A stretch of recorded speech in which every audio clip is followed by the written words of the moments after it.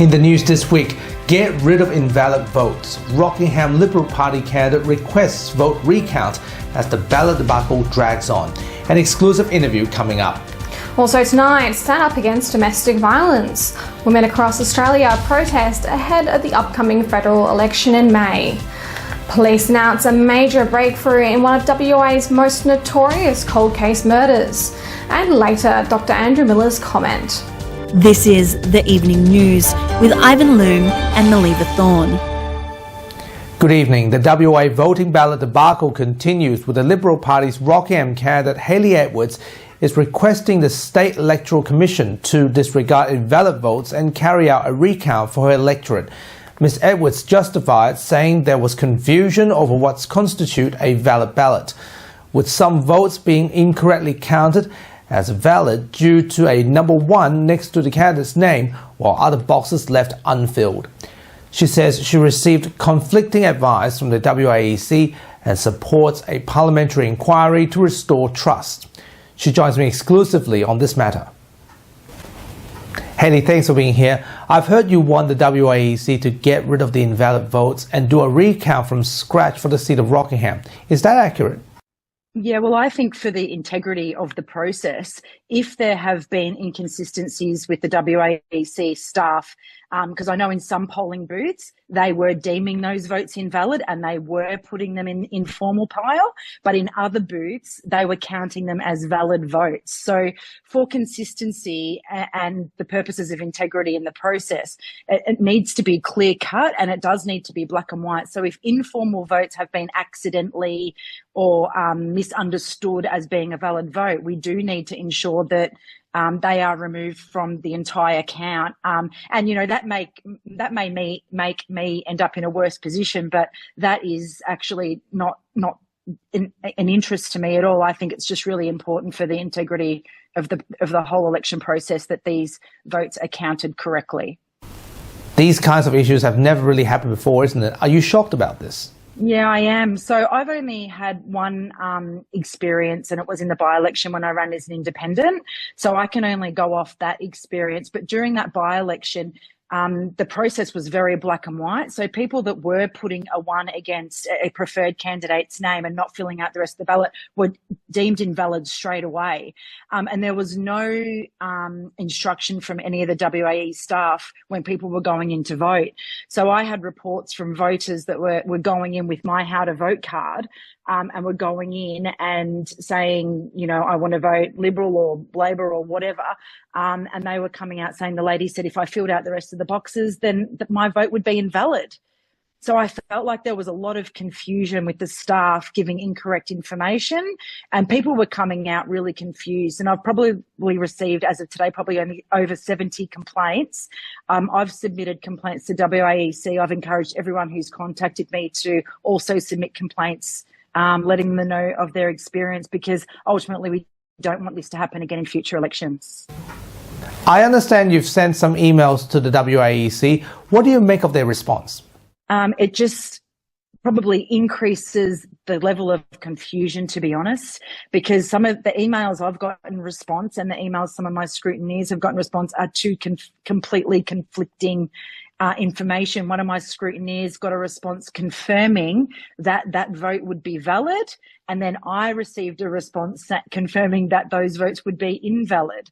So we've got a lot of confusion within the WAC itself, it seems, and there's a lot of confusion between the lower house and upper house voting requirements. Do you support calls for a parliamentary inquiry into the voting debacle? Yeah, look, I think regardless of the election results, whether they're good, bad or indifferent, the integrity in the process has to be number 1. Whether you get absolutely slaughtered in an election or not, if the votes are invalid, if they're valid, it needs to be a very, very clear-cut process.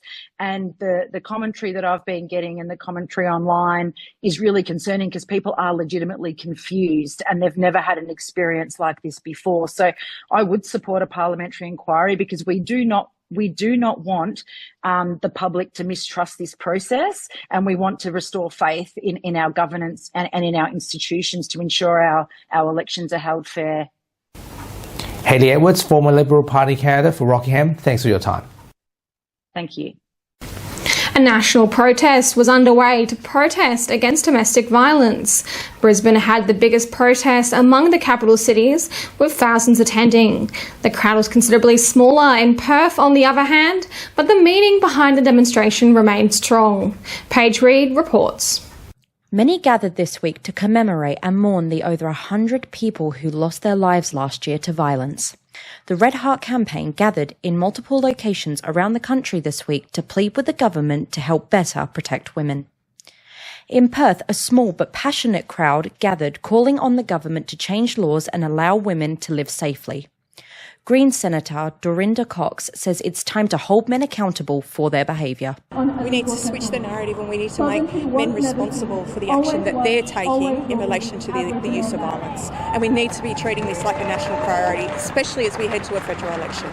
She says the Prime Minister was invited to come along to the event along with the Minister for Youth, Dr Anne Alley, but neither of them showed. Ali says she has gone to multiple rallies over the years, and even though she didn't show for this one, it didn't mean she wasn't supporting their cause. I've attended many rallies out of a personal conviction and personal lived experience of family and domestic violence. I don't go to take a photo op and say that I went to a rally. I go because I care deeply about it. And I don't think you need to attend a rally to take action.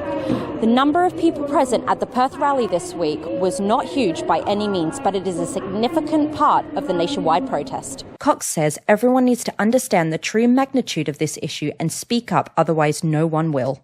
Paige Reid, WAMN News. WA police have announced a major breakthrough in the 1979 murder of Karen Mary Tate, a cold case that remained unsolved for almost 50 years after the 22-year-old woman was found dead in the Carrangoolan bushland. Authorities stated that Ms. Tate was last seen on Saturday, December 29, 1979 at 11 a.m. in Mount Lawley, after spending the previous night with friends in Swanbourne and Cottesloe. Her body was discovered on Sunday, December 30, 1979, inside a Canning Dam catchment area approximately 800 metres south of Brookton Highway. Police have recovered an unidentified male DNA profile from the crime scene, which authorities believe belongs to the offender. The link also triggered further questions from detectives, believing if Mr. Fisher is still alive, he would be questioned over the death of Barbara Ann Weston in 1986 and the death of Karen Suzanne Turner in 1991. Police announced a breakthrough to the media this week, seeking information from the public as they continue to pursue the case. Anyone with information regarding these crimes should contact Crime Stoppers. Tributes continue to flow within Perth's multicultural community this week after the passing of prominent advocate Kathy Ursich OAM. A gathering was held at the Multicultural Services Centre of WA's Morley facility this week, with members of the community, outgoing politicians and leaders of non-for-profit organisations gathered to remember Miss Ursich's achievements. Earlier in the year, MSCWA honoured Kathy Ursich with a building named after her. MSCWA's Managing Director Ramdas Sankaran gave examples of Kathy's tireless contributions to cowed communities, while outgoing Labor MP Margaret Quirk praised Ms Ursich's long-term track record of ensuring good quality of life for Perth's multilingual communities. Our community is indebted to people like Kathy Ursich, who were just so persistent in ensuring that the services were available, especially to multicultural communities, and recognised these gaps in service delivery, and was persistent and gave very generously of her time to a range of causes, some that she had some personal commitment to, but more broadly. Going to meeting after meeting for many is tedious, but she knew that was the way to get things done, to persist and to prevail. The annual Perth Design Week event is in full swing with important conversations on how good design changes West Australian lives for the better. The event in its third year aims to celebrate local intelligent designs including homes, furniture, workspaces, fashion and artwork. The festival provides more than 130 events for the public to choose on which one they want to attend. PDW will also host discussions and presentations on Australia's housing crisis, looking into a multi-decade story on Aussie home ownership and how to solve our country's housing problems. PDW's co-founders David Smith and Sandy Angie says the event is open to all West Australians who want to attend. Crisis. Yeah, so there's conversations on the housing crisis. We've got a talk which is about bringing examples from Europe, case studies, and that could potentially be applied here. So it's one of the talks we have on. Another talk is about why are Perth people resistant to apartments. That's literally the title of it. And it's a conversation with an architect, a developer and builder about why they think Perth people aren't embracing apartments, but why they should.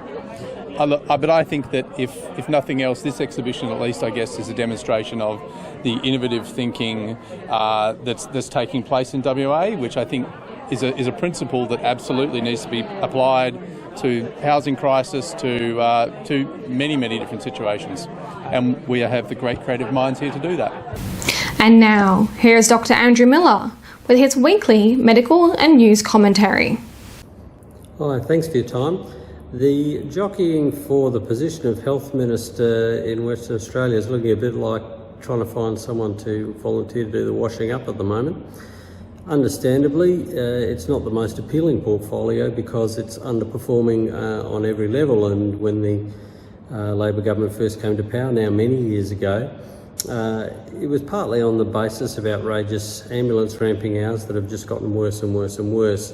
This isn't the fault entirely of a health minister, of course. It's a matter of finances. It's a matter of the whole of government planning to spend more money on the health system, which of course it's reluctant to do. So what happens over time is that the standards slip. And that's unfortunate because we're a wealthy state. We can well afford to look after our citizens and their increasing complex care needs as they age and as we get more advanced technologies that can really help the population. So we need to significantly invest in health and make the job of whoever is the new health minister easier to get on with the management of the system, reducing duplication, waste and managerialism that can occur.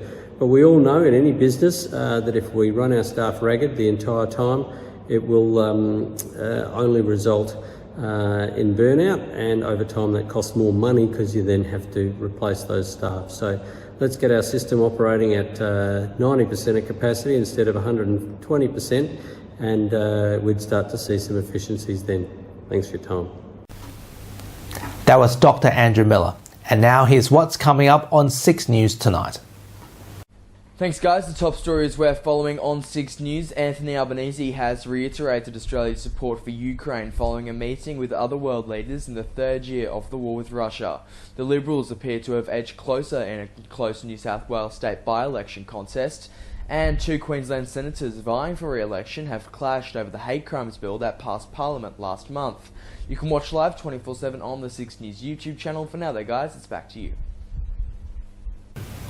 Thank you very much, and we'll be talking more about the minor parties in the upper house over the next few weeks. Ivan? That's right. With the Christians Party, One Nation and even Canberra's party got re-elected, there'll be quite a few things going on in the upper house for the next 4 years, and how will it affect you and the legislation? We'll be featuring them one by one, week by week on the WAMN Extra News Club, so remember to watch it and stay tuned for that. And that's our weekly news and current affairs. We have the latest news on our website, wamnnews.com.au. Remember to subscribe to the WAMN Extra News Club so we can continue our work in the community. Full details on wamnnews.com.au/news/extra. From Melly Page, Peter and myself, wish you good health, good night. See you next Sunday. Thanks for watching.